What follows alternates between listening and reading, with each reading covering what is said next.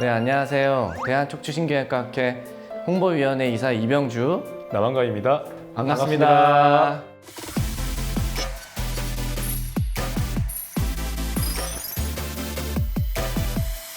네, 이병주 교수님, 이번 시간에는 척추의 근본 원인에 대해서 알아볼 수 있는 시간일 것 같은데요. 제목도 거창하게 인간은 두 발로 걷게 되었지만은 퇴행성 척추 질환을 얻었다입니다. 네, 맞습니다. 저도 환자 진료를 보면서 허리 척추 질환은 왜 이렇게 많은 것일까 고민이 많았어요. 물론 현대사회에 오면서 잘못된 자세, 오래 앉아있는 습관, 허리를 쓰는 작업이나 일을 하면서 척추의 퇴행이 가속화될 수 있겠지만은 근본적인 원인에 대한 고민이 되게 많았단 말이죠. 그래서 그 고민에 대한 이번 영상을 통해서 여러분과 함께 해결해 보도록 하겠습니다. 기대해 주세요. 예, 기대가 되는데요. 저도 진료 보면서 고민했던 내용인 것 같습니다. 진화론적 관점, 어렵긴 한데요. 과연 어떻게 시작하실 건가요? 네, 그래서 아주 근본적인 내용부터 한번 시작을 해보도록 하겠습니다. 우선 아주 먼 옛날 지구 생명체의 모습부터 한번 시작을 해볼까요? 이렇게 단세포 생물부터 시작을 해서 크게 무척추 동물이랑 척추 동물을 이렇게 나눌 수가 있어요. 그래서 척추를 기준으로 동물의 계통을 나누는 것을 보면은 척추의 진화가 굉장히 역할을 한다는 것을 알 수가 있어요. 초기 척추 동물은 이 무항류라해서 턱이 없는 동물부터 시작을 합니다. 그래서 이들은 척추 형태를 명확하게 가지기 전인 초기 척추 형태를 갖고 있고, 척추가 하나의 바의 형태로 돼 있어요. 하나의 기둥 형태로. 그래서 이때는 척추의 기능이 미미하고 아무래도 턱이 없기 때문에 흡판 형태로 사냥을 해야 되고, 단단한 척추는 아직 발전하지 않은 것으로 판단이 돼요. 턱이 없는 무학 동물이라고 이렇게 말씀하셨는데요. 그럼 턱이 없는 동물이 있었으면 또 턱이 있는 동물도 맞아요. 있지 않을까요? 맞아요. 그래서 이 턱의 발생이 척추의 확고한 형태를 만들어주는데 많은 역할을 했을 것으로 판단이 돼요. 그래서 이후에 턱을 가진 어류들이 이렇게 생성되게 돼요. 그래서 빠르게 움직이는 생명체를 사냥한다든지 더 많은 생명체를 확실하게 사냥하기 위해서는 이 턱과 이빨이 딱 필요했죠. 이 턱이 발달하면서 확고한 몸의 기둥이 필요했을 것으로 생각되고, 그것은 결국 척추의 발달을 가져왔을 것으로 판단이 돼요. 그러나 아직까지는 이제 물속에서 생활하기 때문에 돌밀도는 일반적으로 상대적으로 낮을 것으로 보고 있어요. 그래서 이때는 이제 척추가 연골 또는 간간히 뼈의 형태를 보여주고 있어요. 그럼 이제 물에 살다가 이제 물을 떠나서 육지로 슬슬 나오는 동물들도 이제 생겨났을 거라 생각이 드는데요. 네, 맞습니다. 그래서 대봉기라고 한 4억 1천만 년 전, 3억 1천만 년 전에 도룡뇽 같이 생긴 것들이 이제 육지 환경에 적응하는 동물들이 나오게 돼요. 그래서 이때 이제 아가미 지느러미 갖고 있는 물고기와 이 네발 동물 중간 형태로 이제 발생하게 되는데, 두 쌍의 이제 지느러미가 밖의 움직임을 향상시킬 수 있도록 다리로 이제 진화하게 돼요. 그래서 이 다리가 어깨와 골반을 통해서 척추와 연결이 되죠.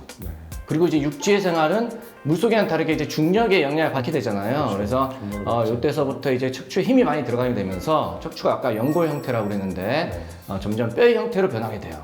그러면서 네발 동물들이 척추 골밀도가 점점 증가하게 되고, 이 형태를 유지하기 위해서 척추의 역할이 커지게 돼요.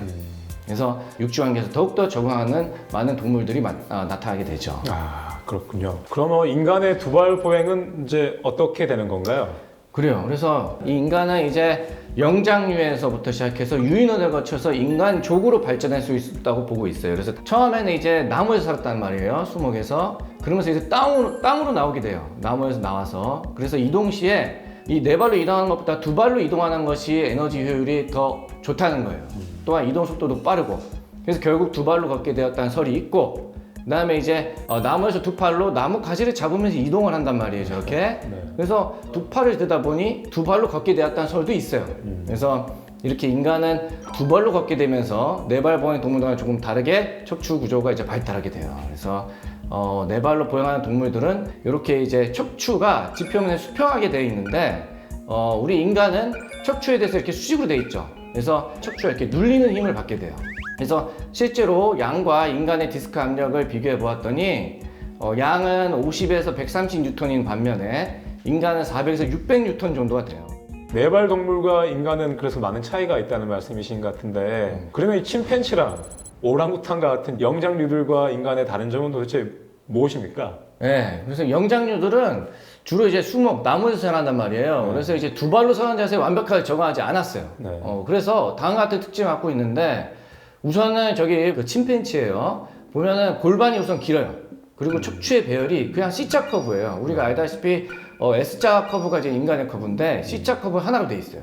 그래서 몸의 중심이 골반 앞쪽으로 돼 있고 몸이 앞쪽으로 구부러지게 돼 있어요. 네. 그래서 골반 각도도 낮아서 두 발로 걷는 것이 많은 에너지가 필요하게 되고 오직 이 짧은 거리만 두 발로 걷게 되겠어요. 그래서 팔과 손의 여유가 인간에 비해서 적어지게 되는 거죠. 그 이후에 좀 더 이제 고등된 유인원을 보면 인간으로 발달할수록 점점 골반 입사각이 증가한다는 거예요. 그래서 여기 보시는 사진과 같이 저기 빨간색으로 되어 있는 각도가 골반 입사각이에요. 그래서 고등 유인원은 이 각도가 22도인데 오스트랄피테쿠스는 43도, 인간은 54도예요.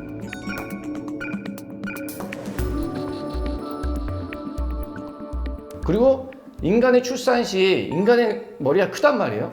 네. 저게 이제 머리가 이제 산도를 통해서 나와야 되는데 그렇기 때문에 또한 이 골반 입사각이 커야 됐었어요. 그래서 결국 직립보행의 적응력과 상가적인 요에 의해서 차이가 났다고 이제 판단하고 있어요. 아, 그렇다면 이제 직립보행을 잘 하도록 우리 몸은 이제 진화를 했다고 말씀하시는 것 같은데요. 그럼 왜 우리는 허리 척추에 이렇게 문제가 발생을 하게 되는 건가요? 이제 굉장히 이번 주제에서 가장 중요한 질문인 것 같은데요. 학계에서는 흔히 인간의 허리 척추를 진화론적 약점이라고 말을 합니다. 네. 직립보행을 위해서 요추 전만을 성립하였는데 이것으로 인해서 요추의 퇴행성 문제를 일으켰다는 거예요.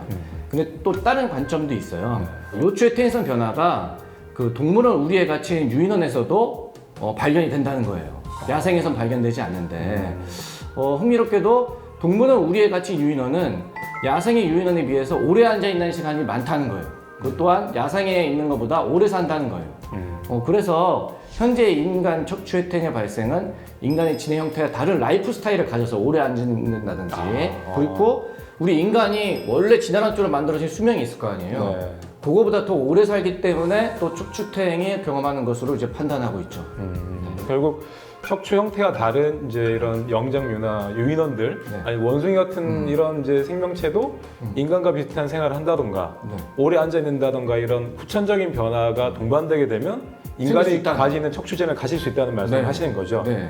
어렵지만 참 되게 유익했고 좋았던 내용인 것 같습니다. 네, 마지막으로 Q&A 시간인데요. 저희가 오늘 주제와 관련된 질문들을 인터넷에서 찾아보았는데 제가 가장 궁금해하는 내용들이 허리 디스크는 왜 생기나요? 이런 질문들이 굉장히 인터넷상에 많이 돌고 있었어요. 네. 그래요. 그래서 이제 제 답변이 아마 지금까지 말씀드린 내용의 정리가 될 것 같은데요.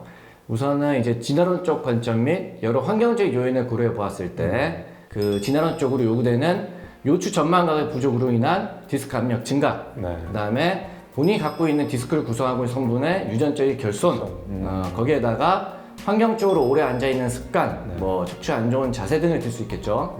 그래서 본인이 노력할 수 있는 부분이 이런 환경적인 요인의 변화가 될 수 있겠어요. 그래서 1시간 동안 앉아있으면 한 2, 3번 정도 일어나서 스트레칭을 해주고 그러면 디스크 퇴행을 줄이는 방법이고 특히 아침에 갑작스럽게 일어나서 머리를 뭐 숙여갖고 머리를 감는다든지 이런 자세는 좀 피하는 게 좋겠어요.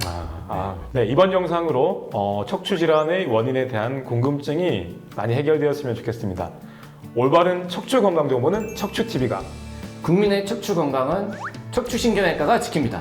구독과 좋아요는 척추 건강을 유지하는 비결입니다. 감사합니다. 감사합니다.